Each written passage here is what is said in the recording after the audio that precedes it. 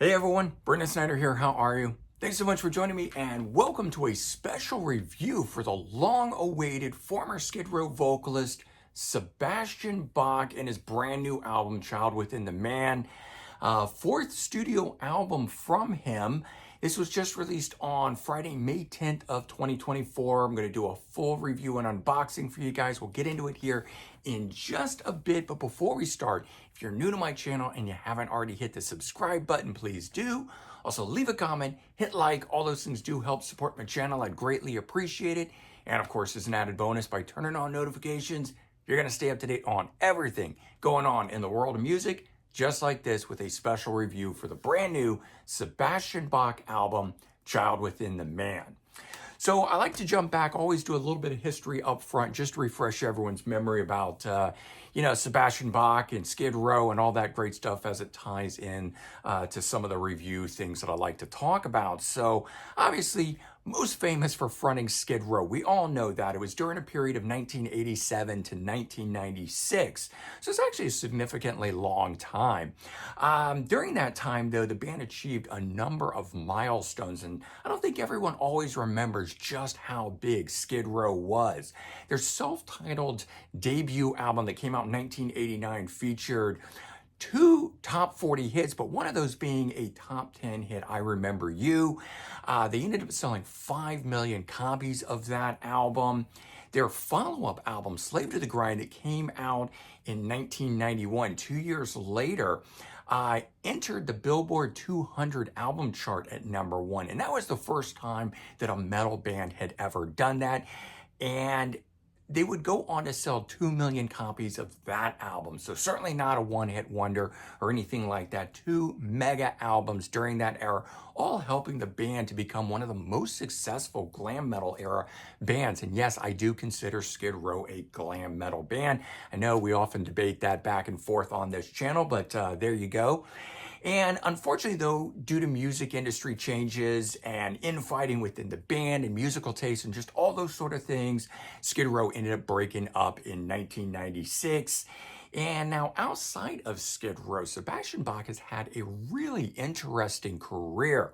In 1996, he joined the alternative rock band Last Hard Men, which featured members from Smashing Pumpkins and the Breeders. So imagine that, you got Skid Row people, Smashing Pumpkins, the Breeders, all coming together. It was actually kind of an odd sound to it. It's not an album I go back to all that often, but they did release the one album in 1998. In 1999, Sebastian Bach started a solo career, releasing Bring 'Em Back Alive. So it was a live album that featured 5 studio songs. You got a little taste of him being live, but you also got a taste of what he would sound like solo, which was kind of a cool thing.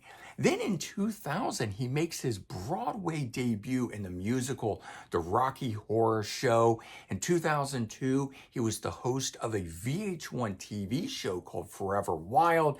From 2003 to 2007, he had a reoccurring role on the TV show Gilmore Girls, which was a very successful TV show at the time.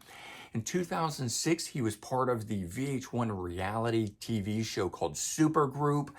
Then in 2007, he took part in the MTV Celebrity Rap Challenge, of all things, of which he came in third. So he apparently has a good skill in that if he ever wanted to make a crossover.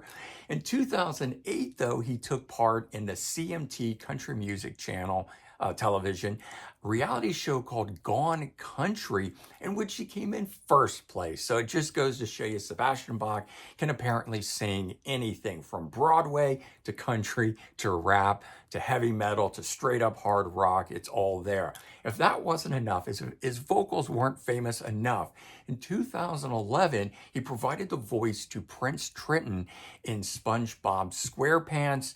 And just between all of that, he's still making solo albums. So more power to this guy for staying out there, keeping his name, image, sound, voice, everything in the limelight. Angel Down came out in 2007, followed by Kicking and Screaming in 2011. And his last studio album until now, Give 'Em Hell, in 2014. So for the last decade now, he's been fairly quiet. He hasn't done any TV, any Broadway, hasn't made any albums, which brings us to this, the brand new album, Child Within the Man, 2024. So let's talk about this one here. Fourth studio album, features 11 songs on it, clocks in at 48 minutes, which is a nice, good round time on it. Doesn't overstay its welcome. It's produced by Michael Elvis Basket, and he's worked with all kinds of numbers of people, musicians and things like that. So his name is certainly out there.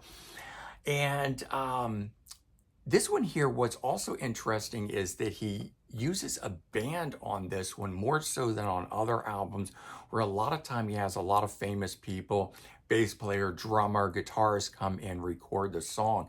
Those are kind of fun, but I always feel they don't have as fluid or consistency throughout this one or through those albums. So this one here, much more consistent sound in my opinion. Of course, we got Sebastian Bach on vocals, but we got Todd Kearns on bass, who plays with Slash, Jeremy Colson on drums, who's played with the Michael Schenker group, as well as Steve Vai, and Devin Bronson on guitar, who actually played with Bach 10 years ago in 2014, and in between that, he's worked with other, maybe more notable pop artists like Avril Lavigne and people like that. But that's the lineup for this. Now, there are still several guest guitarists on here.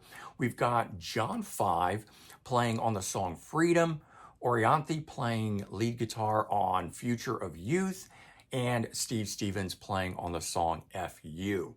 So a lot of extra flair in there as well. So we do have the band, which does an amazing job.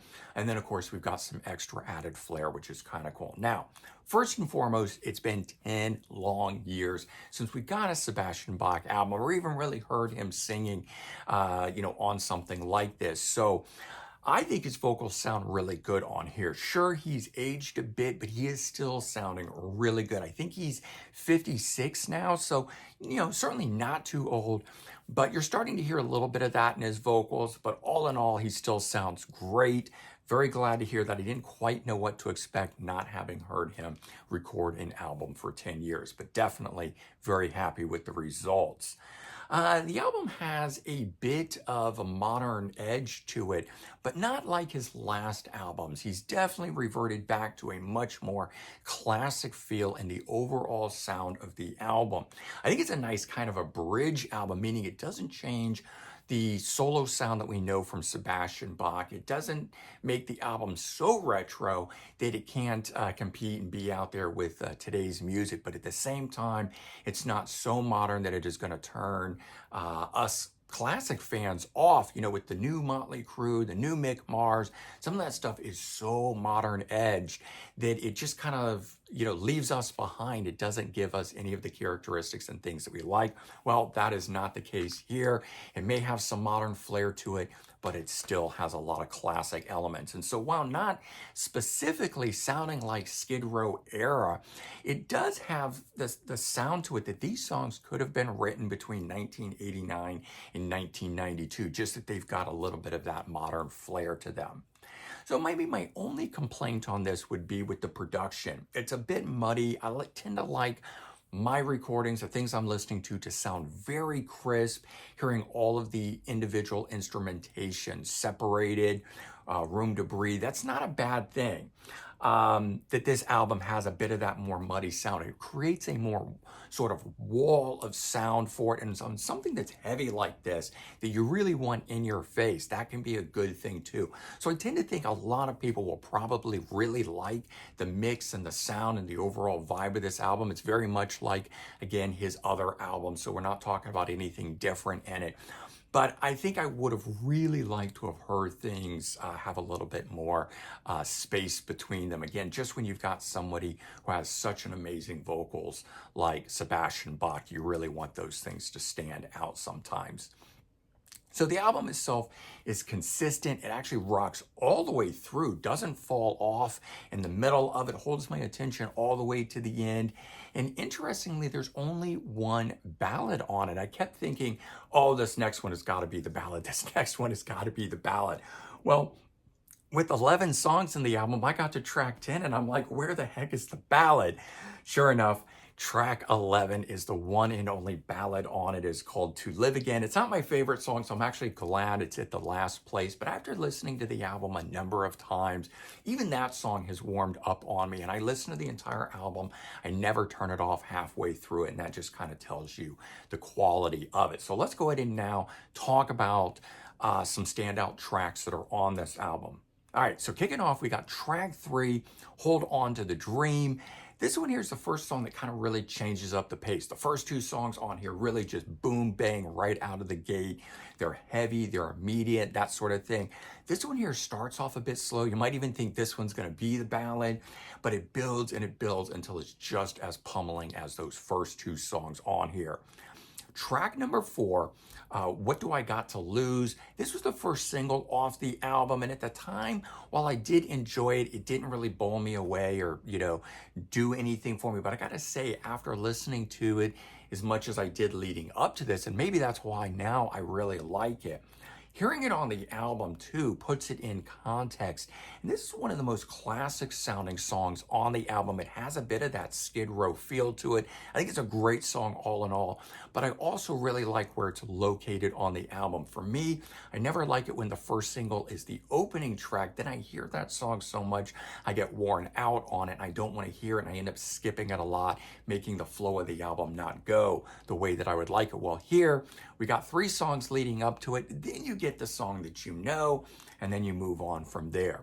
Next one up, track 6, Future of Youth. This one here has lead guitar work by Orianthi on it. She's played with Alice Cooper. She famously, I don't know that she married, but definitely was girlfriend to Richie Sambora, and they made their album RSO, Richie Sambora Orianthi. Lots and lots of good chugging hard rock guitar parts on this song. It's very cool, but I think Sebastian Bach stands out the most on this. He sounds really great on this song here. Track number 8, FU, featuring lead guitar work from Steve Stevens, Billy Idol guitarist. Probably my favorite track on the album so far. This song here, maybe more than anyone, has that classic feel. Definitely could have popped up on an album in 89, 90, 91, right in that era there. This is that song that when I heard it on the album, I go, wow, yeah, this is the classic, Sebastian Bach sound. So it's nice to have it. It's not a full throwback album, and maybe wouldn't even be good if it was that. It might just be, get worn out or tiring. This is nice because there's a lot of different flavors on the album, and so I do appreciate that. Okay, and then track 10, About to Break. This one here is a mid-pace rocker, again, changing up the pace of the album. I like that. There's peaks and valleys, even though this is a hard rocking album all the way through. What I really like about this particular song, though, is the guitar solo on it. And it's not one of the guest guitarists. We've got Devin Bronson, the band member, at least for the album, recording this. And I think it is the best guitar solo on the album. Give it a listen, see what you think, but I absolutely love this song. I think it's great, but then that solo just really, really elevates it. Okay, so let's take a look at this album now. Here's the album cover of this. So we've got artwork on here by his father. His father was, I don't know if he was a famous painter, but definitely a painter, an artist by trade. He did the Slave to the Grind album cover. He did the Subhuman Race Inside album art. He did Angel Down, the first official solo album by Sebastian Bach. He did the Inside album art to Give 'Em Hell from 2014. So definitely associated with Sebastian Bach.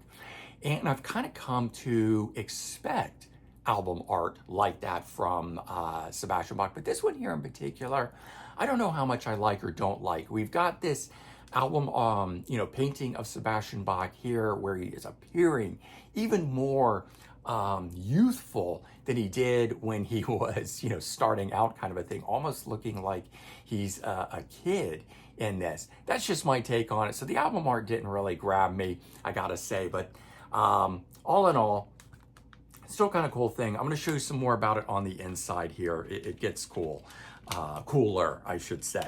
All right, inside this thing, that's what we got. So we get a bit of the album art on the CD, and if I pop that out, we just get a zoomed in picture of the album art. But let's take a look at the booklet, because the booklet is where the album art gets better, in my opinion. All right, so on the inside here, we get a real photograph of where that painting comes from.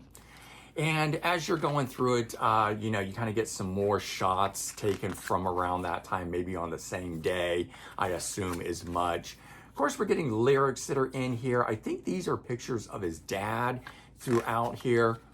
And then I think the woman that's in here may well be his mom. And the only reason I say that is they've got the retro feel. But there you go. There's his dad, and there's a sketch out of the album art on the inside. I actually like that a lot more, of which, as we go through this, we're going to see more of it. There was never Sebastian Bach sort of superimposed on it. So I definitely like the album art with him as the child in it. In the middle of it, we've got a ton of different pictures of Sebastian Bach from throughout his career, the child within the man. Again, more pictures of his dad working on the art itself throughout, which I think is a very cool thing. I kind of almost could have even gone for a photo of his dad doing the drawing. It's interesting the way he's sitting sideways. He's not facing it. I don't know if that was how he always worked or that was just for the photos and these more retro photos like that in here as well, assuming that that there is Sebastian Bach, and then another picture of his dad there in the back. So all in all, there you go, some cool album art for you, something interesting.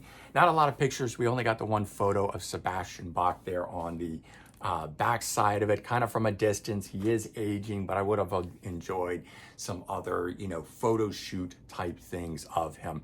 I'm a fan first and foremost of these artists, so I do like to see photos of them. Even when they age, I'm okay with that. All right. Bottom line on this album here, for me, it is a very satisfying album. It checks all the boxes. It's hard rocking. It's got killer vocals on it, amazing guitar solos, you know, not just from the cool guest guitarists that we have on there, although it is nice that we've got some of that added flair.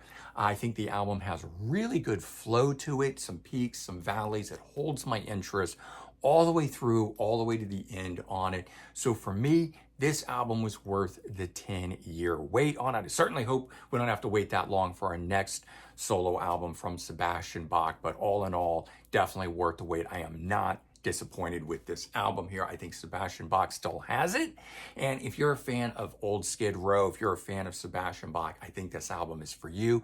Definitely give it a listen, check it out, see what you think. But this album here, really, really good in my opinion. And there you go. That is my review for the brand new Sebastian Bach Child Within the Man album. Hopefully you enjoyed this one. Certainly let me know your thoughts if you've already checked out this album, and we'll go from there. All right, everyone, take care. Have a good one, and I'll talk to you real soon. Bye-bye.